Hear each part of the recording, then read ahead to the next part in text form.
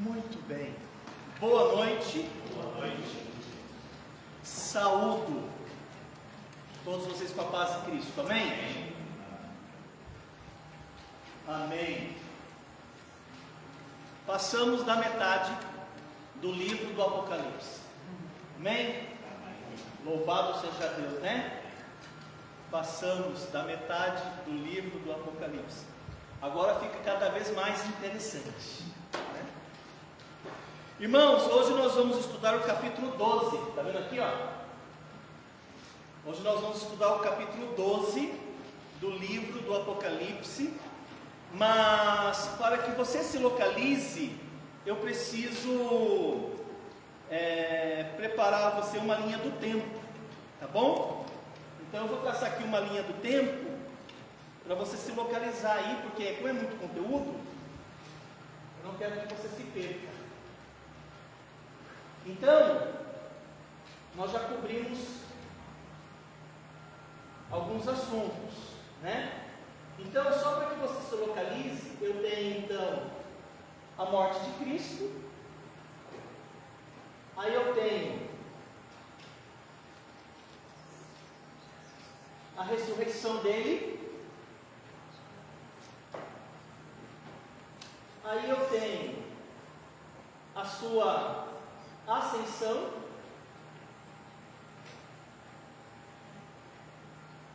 aí eu tenho a descida do Espírito Santo, eu tenho o início da era da igreja. Tudo bem? Então nós estamos na era da igreja, a dispensação da graça. Aí eu tenho o arrebatamento da igreja, a igreja se encontrando com o Senhor nos ares. Nas regiões celestes continua o meu mapa aqui. Eu tenho o próximo evento, que é o Bema, que é o tribunal dos crentes, né? E logo em seguida tem as bodas, a festa do casamento, quando Jesus assume a noiva como esposa. Paralelamente, eu tenho na terra, porque esses eventos acontecem no céu. Paralelamente, eu tenho um evento acontecendo na terra, que é o período da tribulação. O período da tribulação é marcada pela primeira fase, que dura 3 anos e meio, e a segunda fase, que dura mais 3 anos e meio. Sendo que nos 3 anos e meio iniciais, eu tenho os 7 selos.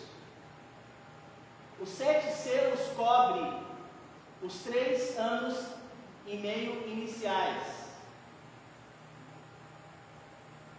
O segundo período da grande tribulação, os últimos 3 anos e meio, vai cobrir as 7 trombetas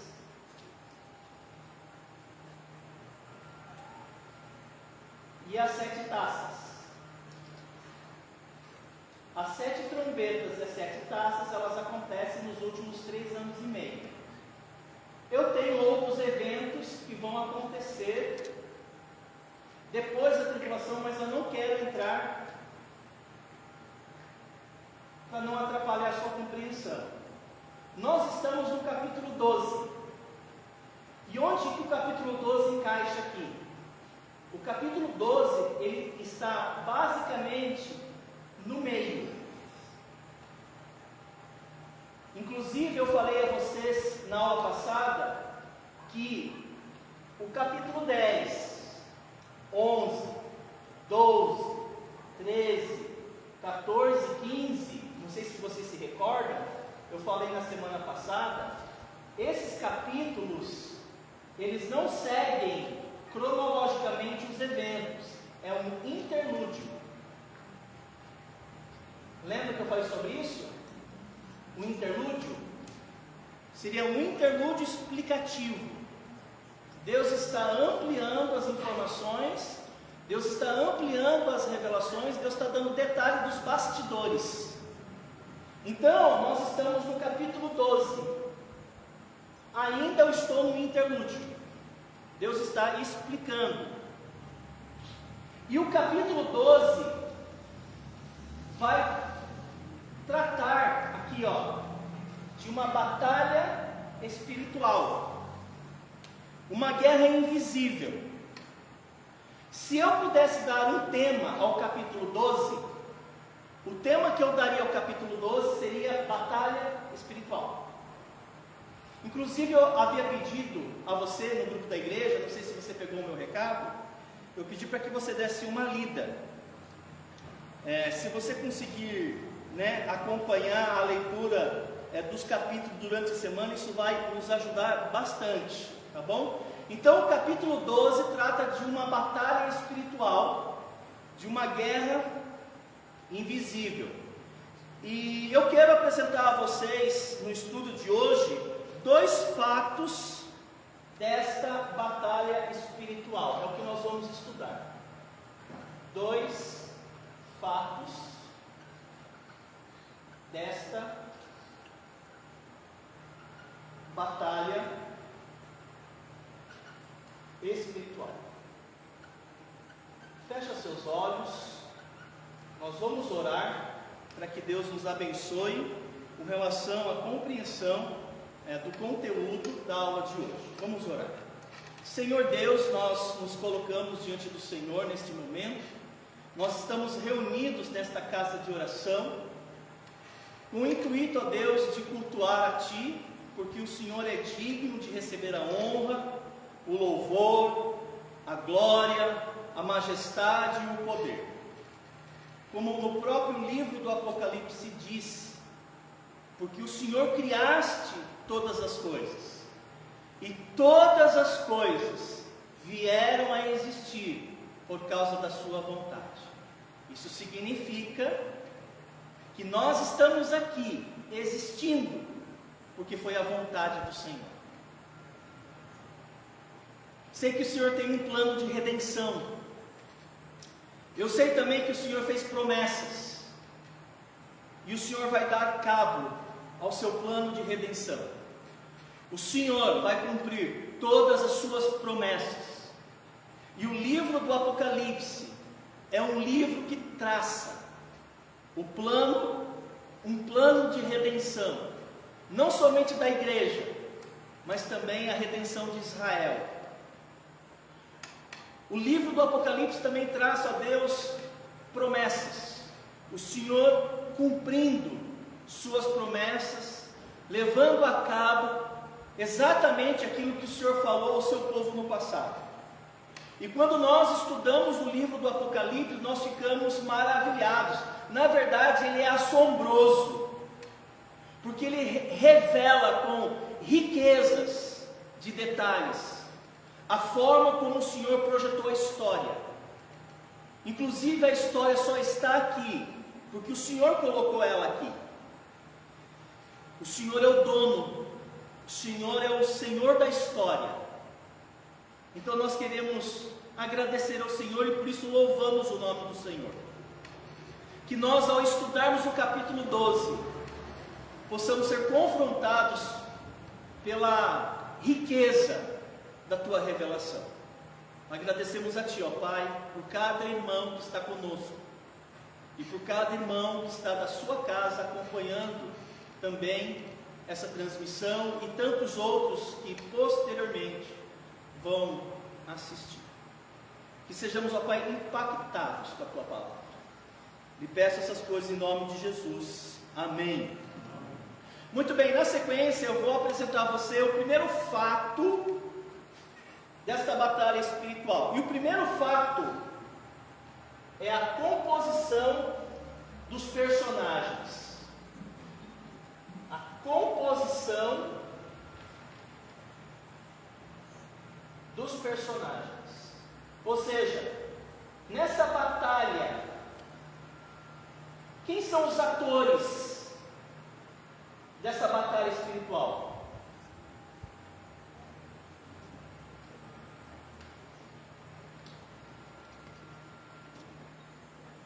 composição dos personagens.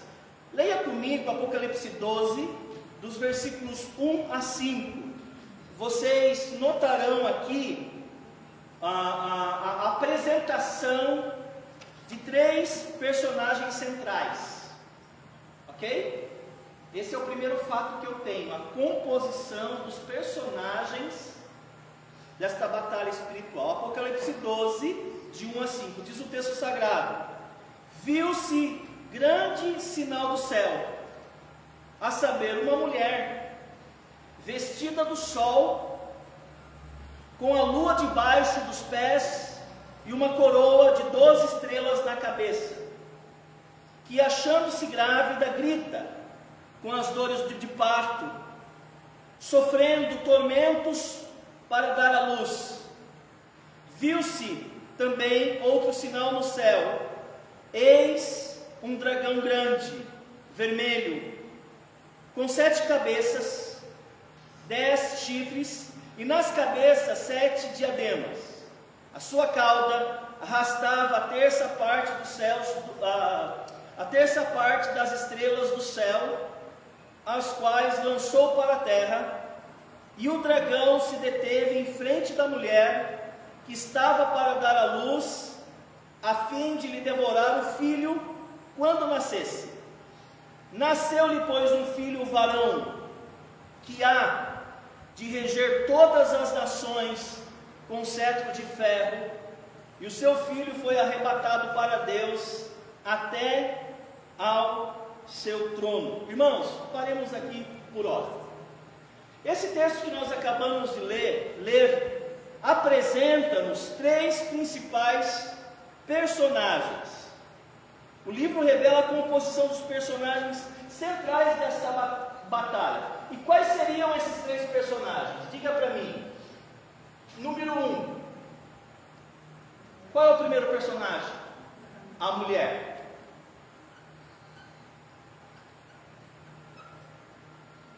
O segundo personagem? O dragão.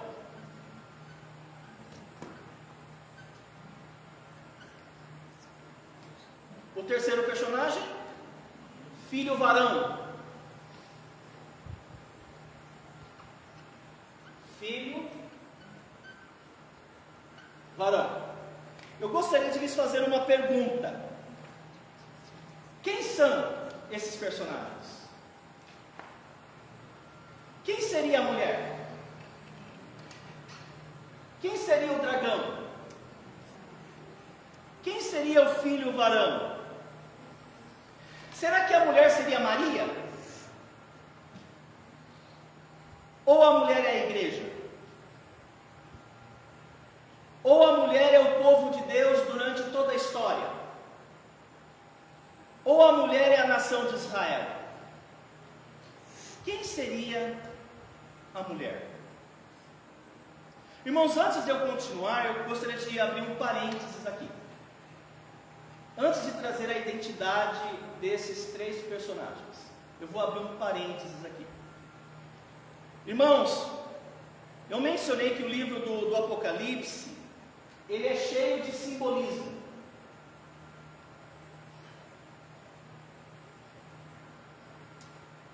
Isso é uma dificuldade. Os símbolos contidos no livro do Apocalipse dificultam muito a interpretação do texto.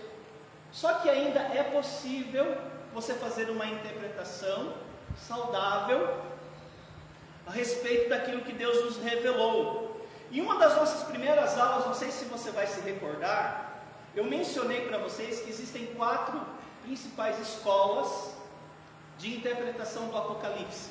Você se lembra que eu tratei uma aula sobre isso? Existem 4 principais escolas de interpretação do Apocalipse. Na verdade, são 4 métodos diferentes de hermenêutica. O que é hermenêutica? É a ciência da interpretação. Existem 4 hermenêuticas. Existem 4 escolas. Quais seriam elas? Número 1. A primeira escola é chamada aliancismo. A segunda escola é chamada preterismo. A terceira escola ela é chamada idealismo. E a quarta escola ela é chamada dispensacionalismo. Desse modo, quando você se debruça para ler e estudar o livro do Apocalipse, que tem muitos símbolos, quando você se debruça para estudar, você vai ler o texto com uma dessas lentes, uma dessas 4 lentes.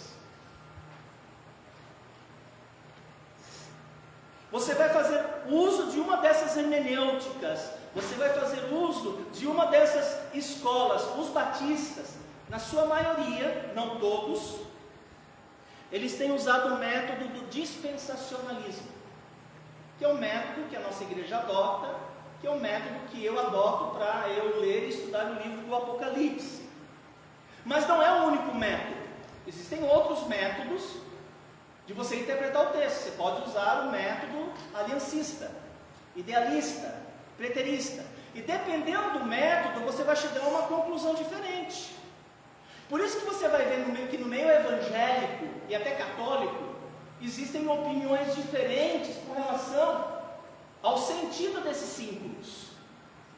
Por exemplo, se eu fosse aliancista, essa mulher seria a igreja. Se eu fosse aliancista, seria a igreja. Se eu fosse preterista, o que é preterista? O que é pretérito? Passado. Se eu fosse preterista, essa mulher seria o povo convertido do primeiro século, só do primeiro século, seria o povo convertido do primeiro século, essa mulher, se eu fosse preterista. Se eu fosse idealista, essa mulher seria todo o povo de Deus, não só do primeiro século, mas através de toda a história do povo de Deus. Inclui todo mundo, a mulher é todo mundo que é convertido. Se eu fosse católico, essa mulher seria Maria.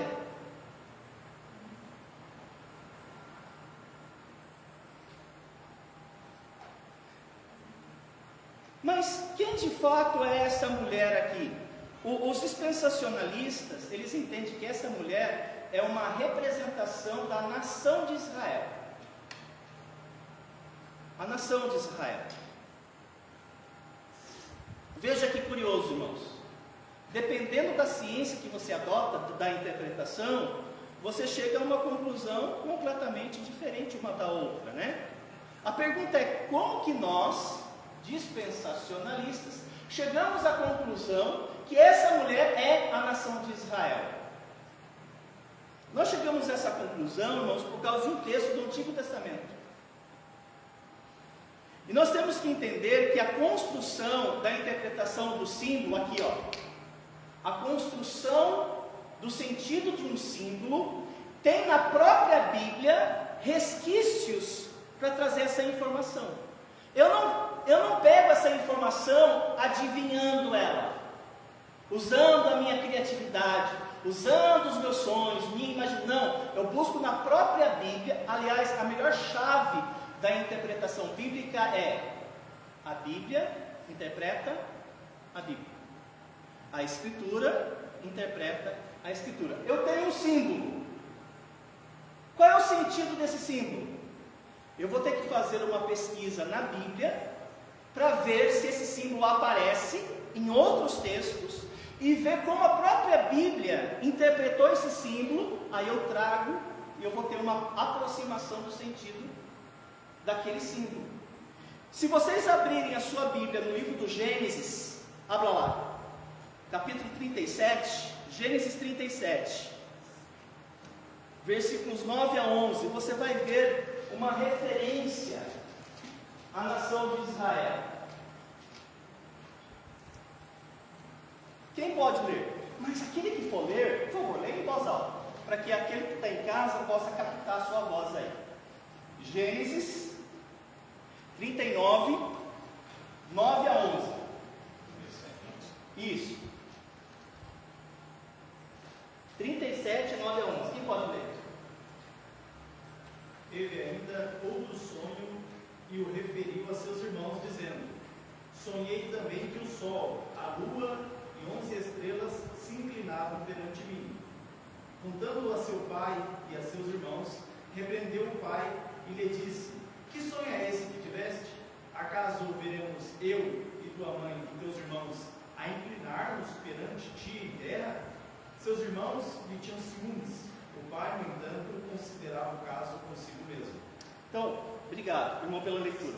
A mulher, por causa dessa referência cruzada, a mulher não é Maria, nem a igreja, mas é Israel, como nação messiânica. O que quer dizer uma nação messiânica? Uma nação da qual viria o Messias. O segundo personagem que temos aí é o dragão. Quem é o dragão? Bruce Lee? Não, não é o Bruce Lee. Gente, o dragão, o símbolo do dragão, eu vou usar o mesmo método. Eu vou ver na própria Bíblia se já há a figura do dragão apresentada, se a própria Bíblia traz o sentido dessa palavra dragão. E curiosamente, se vocês lerem o versículo 9, ele já vai falar para nós quem é o dragão. Quem pode ler o versículo 9? Apocalipse 12, 9. Um grande dragão foi lançado fora, aquela antiga serpente chamada Diabo e Satanás, que engana o mundo todo. Ele foi lançado para a terra, e seus anjos foram lançados com ele. Obrigado pela leitura. Quem é o dragão? Satanás, o diabo, né? Então eu posso dizer que o dragão é uma influência do mal? Não, não posso, porque é o diabo. Todo mundo falou assim. Eu posso dizer que o dragão é um partido político da atualidade? Pode. Não, não pode, gente. Não pode, porque o próprio texto diz que é Satanás. Hã? Muito bem. Inclusive, irmãos, qual o sentido dessas 7 cabeças? 9 dedos, não, desculpa. Piadinha, gente. 7 cabeças, 10 chifres, indica o quê? Irmãos, eu vou ter que fazer o mesmo exercício de exegese. Buscar na Bíblia Sagrada se já houve referência de cabeças e chifres.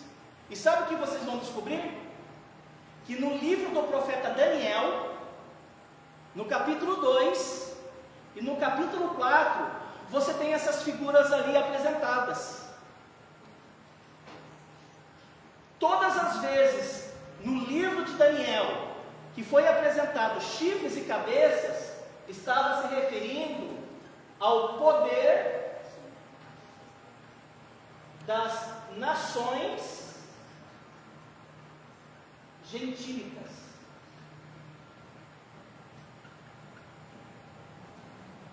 Isso quer dizer que o dragão, o diabo, vai dominar as nações do mundo.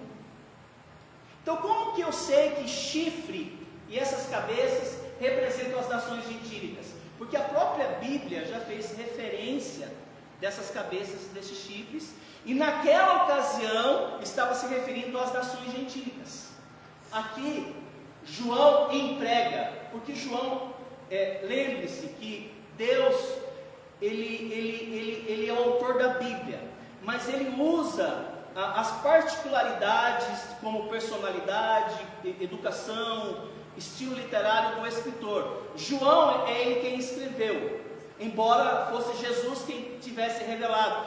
E João vai trazer, ele vai pegar emprestado esta linguagem usada por Daniel, e ele traz exatamente no livro do Apocalipse, para dizer o seguinte: assim como Daniel falou, assim Satanás também vai agir no período da grande tribulação. Então, o livro do Apocalipse, ele faz esse resgate desses símbolos. Agora, se eu não tivesse Daniel, que falasse desses animais, dessas cabeças e desses chifres, eu teria dificuldade de dizer qual é o sentido desse símbolo. E uma das coisas que eu aprendi é assim, até eu aprendi isso no seminário, eu fiz 2, seminários. Eu comecei no Sul, mas não terminei no Sul, terminei em São Paulo. E tanto um ou outro, eles diziam o seguinte, e foi uma grande lição para eu aprender: aquilo que a Bíblia silencia, eu também silencio. Eu não sei, pode ser, mas eu não quero especular. Às vezes a gente dá uma especulada, mas às vezes não dá para especular. Tudo bem, gente? Então, muito provavelmente, Apocalipse resgata essa linguagem feita lá por Daniel. Irmãos, eu tenho aí o terceiro personagem em Apocalipse 12:5. Quem quer ler aí em voz alta? Mas projeta aí a sua voz. Leia alguém. Apocalipse 12:5. Nasceu-lhe, pois, um filho varão que há de reger todas as nações com um cetro de ferro. E o seu filho foi arrebatado para Deus até o seu trono. Quem é esse filho varão? Aqui talvez seja a parte mais fácil, de entender, porque o texto ele advoga um filho varão que há de reger todas as nações. Quem seria esse filho varão? Você diria Jesus Cristo. Amém? Amém. É ele mesmo. Interessante que a composição gramatical, olha o que eu vou falar aqui. A composição gramatical de Apocalipse 12:5 é idêntica ao Salmo 2, versículo 9. É a mesma. A composição gramatical é a mesma. Quem pode ler Salmo 2, 7 a 9?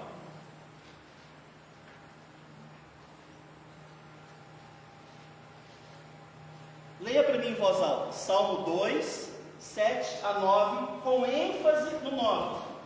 Proclamarei o decreto. O Senhor me disse: Tu és meu filho, eu hoje te gerei. É-de-me, e eu te darei os gentios por herança, e os fins da terra por tua possessão. Tu os desmigalharás com uma vara de ferro, tu os despedaçarás com um vaso de oleiro. Obrigado, pastor. Então veja, irmãos, a clareza desse salmo à luz de Apocalipse 2:5, E curiosamente, a expressão do versículo 9 é a mesma de Apocalipse 12:5. A construção gramatical é a mesma. Interessante que João resgata o Salmo 2:9, coloca em Apocalipse 12:5, ou poderíamos dizer que o Espírito Santo fez isso, e o contexto é basicamente o mesmo. Por isso, irmãos, que eu prefiro o dispensacionalismo. Porque no dispensacionalismo, o texto, ele é interpretado no seu sentido natural. A menos que o próprio texto indique um simbolismo. Só que nesse caso, presta atenção no que eu vou falar, o simbolismo, ele jamais será subjetivo. Um batista dispensacionalista, diante de um símbolo, ele jamais vai dar um sentido subjetivo, ou um sentido filosófico, ou puramente alegórico. Aliás, a alegoria é um dos piores métodos de interpretação da Bíblia. E sabe por que o método de interpretação alegórica ela é tão perigosa? Alguém sabe?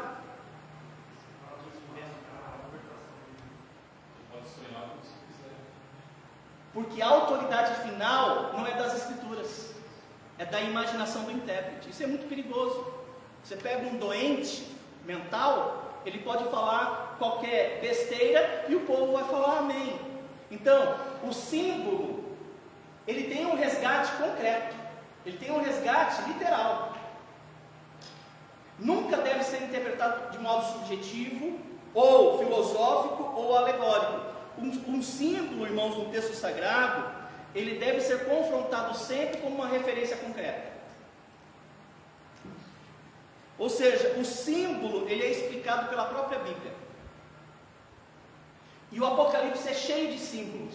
Na verdade, a Bíblia tem vários livros que falam sobre símbolos, Então, qual é o sentido desse símbolo? Você não cria o sentido dele.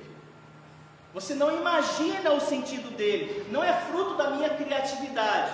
Aí eu volto a falar o que eu havia dito. A própria Bíblia interpreta a Bíblia. Desse modo, os símbolos, eles não são alegorias livres, né? Como boa parte das pessoas fazem. Os símbolos devem ser buscados numa base literal, histórica e canônica. O que é canônica? Uma base canônica. Isso aqui é uma base canônica. Você tem 66 livros canônicos. Então você busca nas escrituras o sentido daquele símbolo. Então eu tenho aqui os 3 personagens revelados no texto: a mulher, que é a nação de Israel, o dragão, que é Satanás, e o filho varão, que é Jesus Cristo. Vamos seguir então? Vamos para o segundo fato.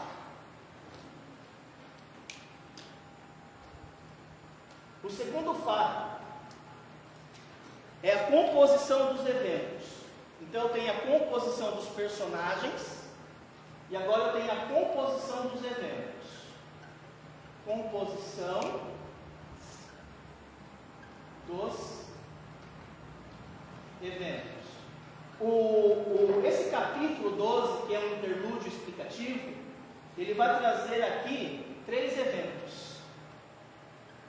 Tá bom? E a gente vai ver isso agora. O primeiro evento que eu tenho aqui é a fuga da mulher para o deserto, ou a fuga da nação de Israel para o deserto. Então eu tenho a fuga para o deserto. Vamos ler o texto? A fuga para o deserto. Quem pode ler Apocalipse 12, versículo 6?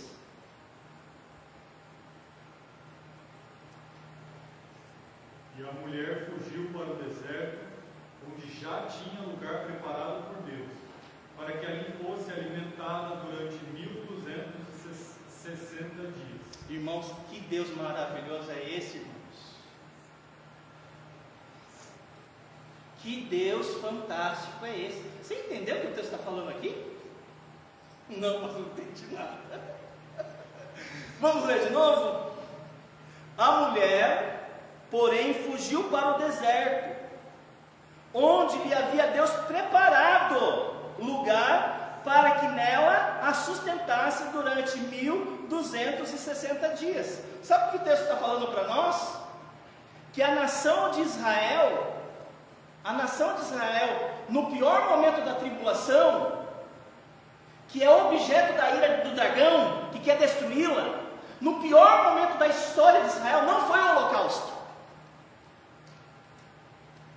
Não foi quando Nabucodonosor invade Israel. Não. O pior momento para a nação de Israel é aqui. Não é nem o antissemismo dos dias atuais. É aqui. E o texto bíblico fala para nós que durante 1260 dias, quanto que dá 1260 dias?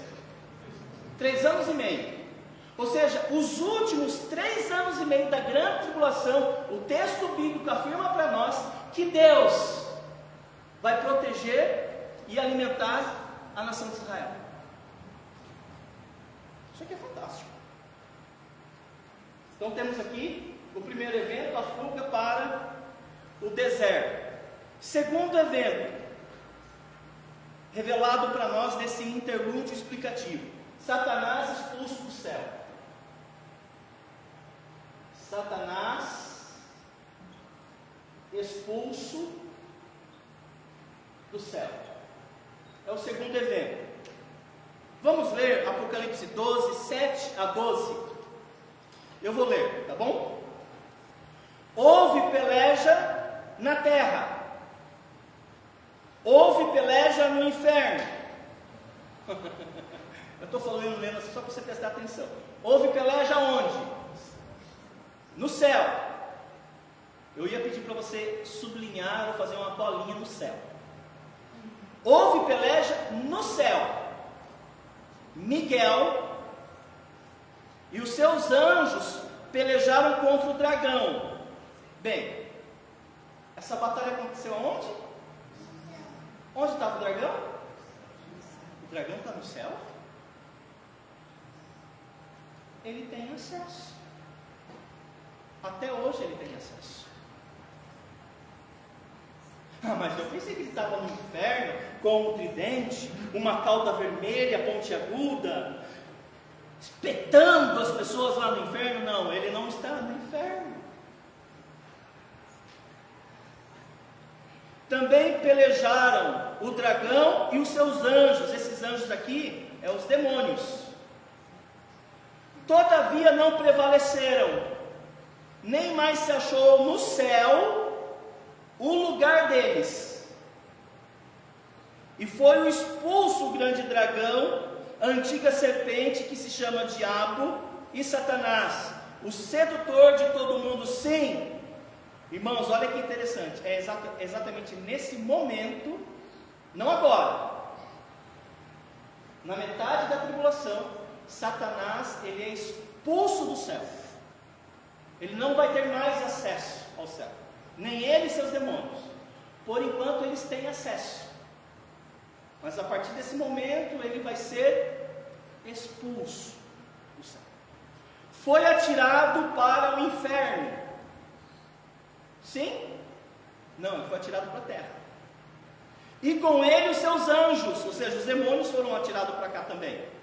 Então houve grande voz do céu proclamando: agora veio a salvação, o poder, o reino do nosso Deus e a autoridade do seu Cristo, pois foi expulso o acusador de nossos irmãos, o mesmo que acusa de dia e de noite. Satanás está lá no céu hoje, acusando de dia e de noite os convertidos. Mas a partir desse momento ele não vai fazer mais isso. Diante de nosso Deus, eles, pois, o venceram por causa do sangue do Cordeiro e por causa da palavra do testemunho que deram, e mesmo em face da morte, não amaram a própria vida. Por isso, festejai, ó céus, e vós, os que neles habitais. Ai. O que é ai mesmo? Uma expressão de grande aflição. Ai. Do quê? Ai da terra e do mar, pois o diabo desceu até vós, cheio de amor, para dar e vender, cheio de grande cólera, sabendo que lhe resta pouco tempo. Irmãos, o que eu acho interessante aqui é que até então Satanás tem acesso ao céu. Ele habita nas regiões celestes. Interessante que tem dois livros sagrados que narram exatamente isso. Satanás tendo acesso ao céu, Satanás tendo acesso ao trono de Deus. Um desses livros é do Antigo Testamento. Alguém lembra qual é o livro? O livro de Jó. De onde vens? Ele fala de passear e rodear a terra, mas ele estava ali na presença de Deus. E tem um outro texto no Novo Testamento que fala que existe uma hoste do mal, uma hierarquia maligna nas regiões celestes, não nas regiões terrestres. Que livro é esse? Efésios capítulo 6. Efésios capítulo 6 fala que os demônios e o diabo, eles residem nas regiões celestiais. Mas aqui, nesse momento da história, na metade da tribulação, Satanás e essa hierarquia do mal serão expulsos de lá, e Satanás e seus demônios serão definitivamente proibidos de entrar nas regiões celestes. E de acordo com o texto, foi Miguel que lidera esses exércitos celestiais. O detalhe é que essa expulsão causa um grande alvoroço. E esse alvoroço que é causado, foi causado no coração do Satanás. Veja o que diz o texto no versículo 12. De novo: ai da terra e do mar, pois o diabo desceu até vós, cheio de grande cólera. Interessante, irmãos, que ele passa a agir com total fúria, porque o texto bíblico fala que agora ele tem pouco tempo. Pouco tempo para quê? o terceiro fato que nós vamos ver agora. O terceiro fato revelado para nós que compõe os eventos aqui é a perseguição contra a nação de Israel. A perseguição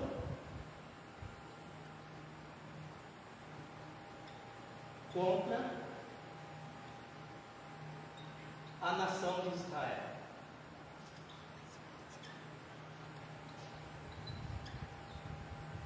Leia o texto comigo, por favor. Eu estou terminando, viu, gente? Sei que vocês já estão cansados. Apocalipse 12, 13 a 17. Heraldo, leia para a gente em voz alta, bem forte a sua voz. Apocalipse 12, 13 a 17.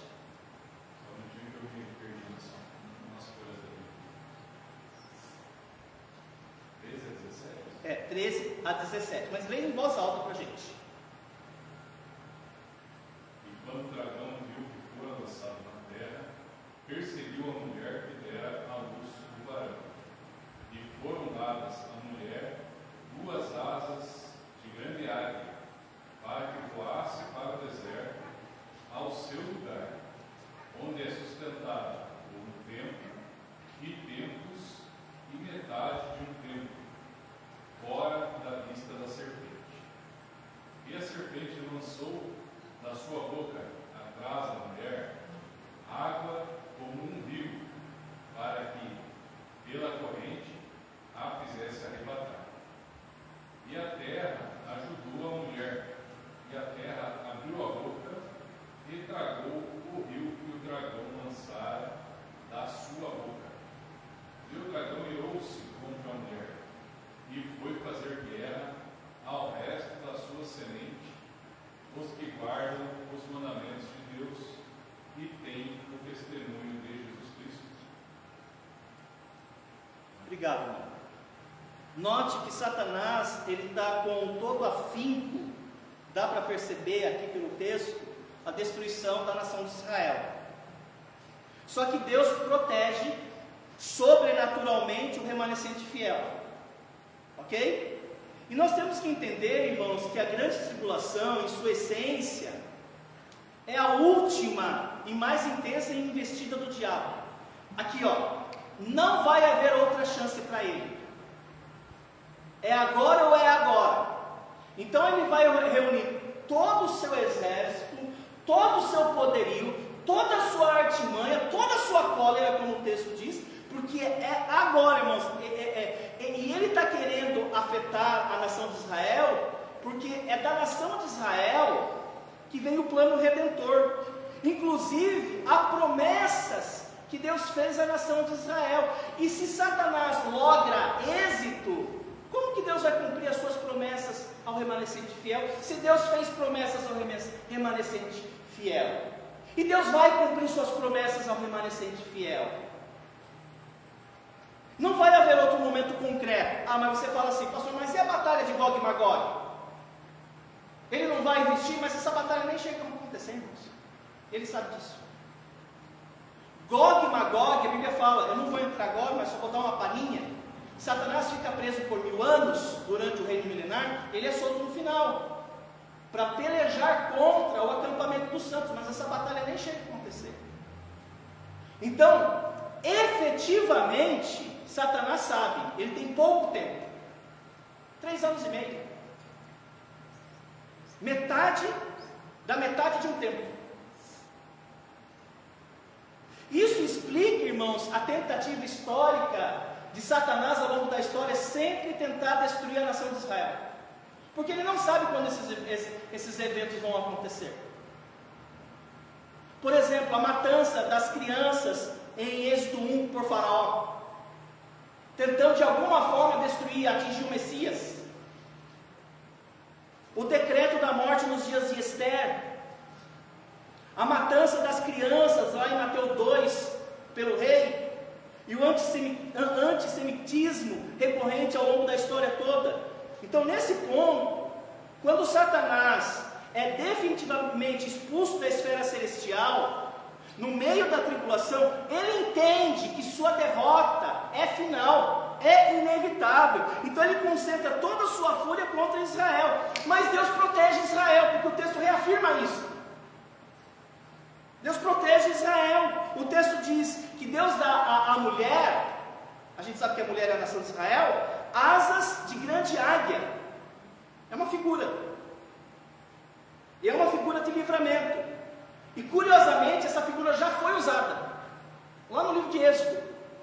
Lá no livro de Êxodo 19:4, quem pode ler? Temos essa figura lá.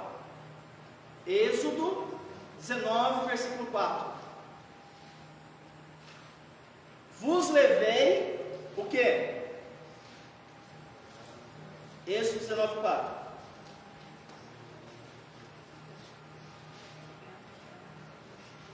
Vos levei sobre asas de águia. Aqui não indica necessariamente que Israel recebeu asas literais, mas ela recebeu intervenção divina. Deus agiu de forma rápida, precisa e eficaz. Assim como Deus fez tantas vezes com o seu povo ao longo da história toda. Como Deus faz, por exemplo, com a igreja hoje. Deus protege a igreja hoje também, irmãos. Você sabia, o pastor Eduardo tem uma frase, e aquilo marcou a minha vida. O pastor Eduardo é o diretor do seminário, ele foi meu pastor por vários anos lá em Sorocaba. Ele tem uma frase que é a seguinte: a igreja, ela é indestrutível. Satanás não pode ir contra a igreja, nem o inferno. Você sabia que você, na vontade de Deus, você é indestrutível? Satanás não tem poder sobre você, nem a morte.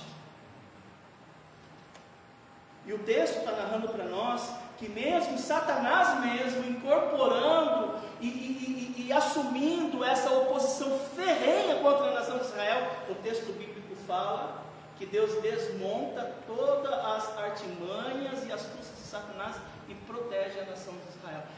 E a Bíblia vai dizer, conforme Romanos capítulo 10 e 11, que Israel será salva. Israel será salva, não é talvez será salva. Israel será salva. Isso mostra o tamanho do nosso Deus quando Ele fala que Ele nos guarda, quando Ele nos protege. Amém? Amém. Semana que vem, se Deus permitir, entraremos no capítulo 13. Hoje eu queria também trabalhar o capítulo 13, mas eu pensei, eles não vão suportar o 12 e o 13, né? Vamos cantar um hino para a gente encerrar?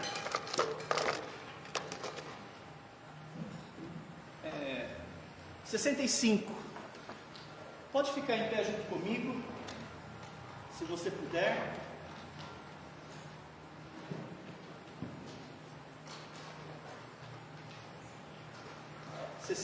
Tão perto está quem? É importante que você saia daqui refletindo sobre isso, né? Tão perto está o Senhor, mais do que você imagina. Vamos cantar?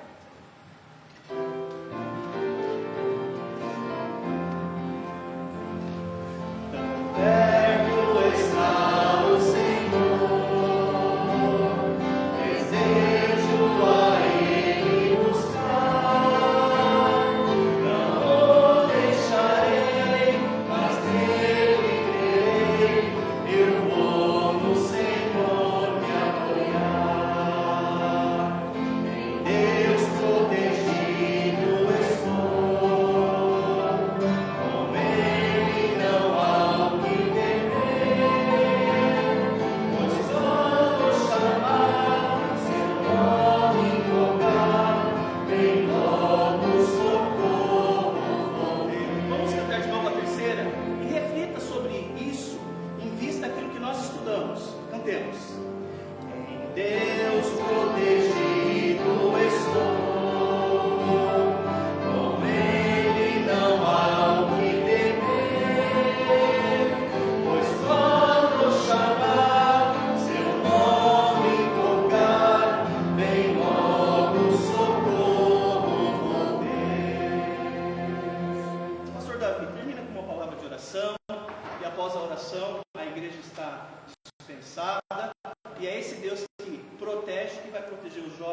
o acampamento e vai trazê-los em segurança, não somente os da nossa igreja, mas todos aqueles que estão envolvidos e engajados nesse trabalho. Pastor, por favor. Santo Deus, nós agradecemos ao Senhor pelo tempo de culto que tivemos o privilégio de prestar ao Senhor e também pelo privilégio de poder abrir a Sua palavra e ver aquilo que o Senhor tem deixado para nós. Obrigado, Pai, pela vida do pastor Mário, que tem se esmerado nesses estudos, e obrigado porque nós vemos que o Senhor é o Senhor da história. O Senhor está no controle de todas as coisas, nada foge, Pai, ao teu conhecimento, nada foge à tua vontade, e que o Senhor já tem determinado, Pai, todas as coisas que irão acontecer, e que nós podemos confiar que o Senhor está no controle de absolutamente todas as coisas.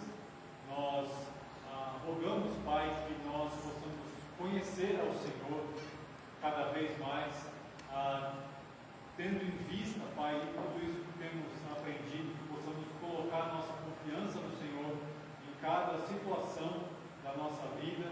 E mais uma vez, Pai, de maneira especial, rogamos pela viagem que não apenas os nossos jovens, mas vários outros irão fazer, que o Senhor esteja nos guardando, nos protegendo, que eles possam ter um tempo de edificação ali e que eles também possam voltar, Pai, cada um às suas casas, às suas famílias, sob a tua proteção. Peço que o Senhor nos despeça também em segurança e nos dê um bom restante de semana. É o que eu oro no nome santo do Senhor Jesus. Amém. Amém. Boa noite a todos e até domingo.